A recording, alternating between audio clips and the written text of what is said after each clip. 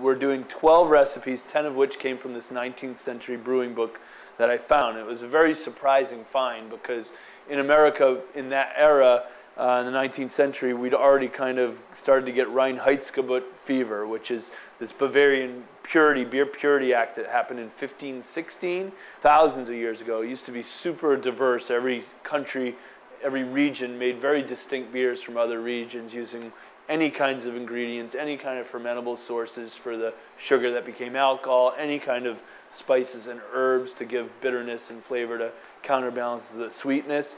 And that's kind of the longer tradition that Dogfish Head's always subscribed to. So to find this book of relatively modern recipes that had ingredients from molasses to certain spices was pretty fortuitous, and we thought we'd make a real grassroots project out of this finding. We came up with fictitious characters that started this Province Ale or provincial brewing company, and every month we release a new beer brewed as a Province Ale company release, and we $30 gets you the journal or shares in the Province Ale Brewing Company, and every month you get your journal, you get the new beer, you get a 19th century food recipe that our chef prepared, and you sit down, and besides the addition of 10 or 12 new pages that Ben and I added as our alter egos, there's 4 or 6 blank pages so that the beer lovers can add to the story and contribute to it. You can use it for whatever you want. We bought sketching pencils for people who are more visual thinkers that want to just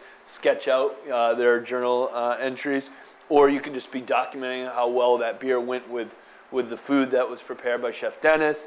Also, homebrewers would find this really exciting because not only is the recipe in there, but Ben walks through in his journal entries the process of brewing that beer. So a homebrewer can kind of take that and as a departure to do a 5-gallon homebrew recipe of the same beers as well. There was one particular unique ingredient in this beer, which it's called Essentia Bina, and if you look it up, it's basically an invert sugar that's been cooked down to give the porter its color. Back then, they would add all sorts of things, licorice, all sorts of things that would give it that black color. So for this particular recipe, it was this Essentia Bina. For us, basically, we boiled down molasses. So we have molasses here. The recipe literally has it being spread out on the floor and set on fire. Now, who knows what they were putting in molasses back in the day. But we couldn't get molasses to really set on fire on its own, so we did some experiments by mixing it with oil, maybe a little bit of alcohol to see if we could get it to burn. And then basically what we ended up doing was spreading it out on baking sheets and then literally taking a torch to it and just burning it and scorching it down, and then reducing it in the pot as well until it was basically cooking and burning on the bottom of the pot. And then you re-diluted that and added it back to the beer to give it its really dark color, and it gives it this really bright yellow, beautiful head on the beer. The entire staff of the Rehoboth pub came together to produce this. We're not really relying on the more bountiful resources of the Milton facility. We handmade this journal. Particularly Jeff and Cara really drove the creative process and the actual many hours of hand cobbling together 130 or so journals. And then Ben and I wrote in our own journals separately. I sent Ben a Horatio Alger novel, Ragged Dick, that we both read in preparation for this to get us in that vibe of that era of the plucky, right off the boat entrepreneurs. And we kind of wrote in that antiquated style in our journals.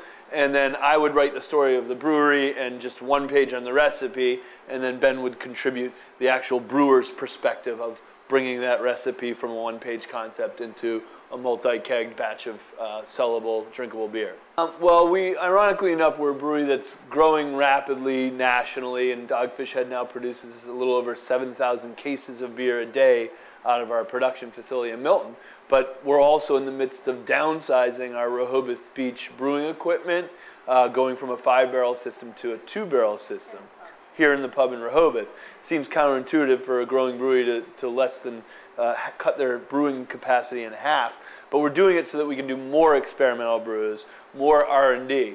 because Dogfish Head, while we're the 11th biggest craft brewery in the country, we don't do focus groups. We don't ask a bunch of outside, marketing researchers and consultants to tell us what we should do next. We basically just rely on the regulars that come to our pub here in Rehoboth, who pay, $4, $5, $6 a glass. And if they say that's really good, that's all we need to decide if it's something that we can do at our big brewery. And so this is really a project that celebrates the regulars that will come to Rehoboth year-round and participate with us in this sort of creative journey we've been on for 18 years.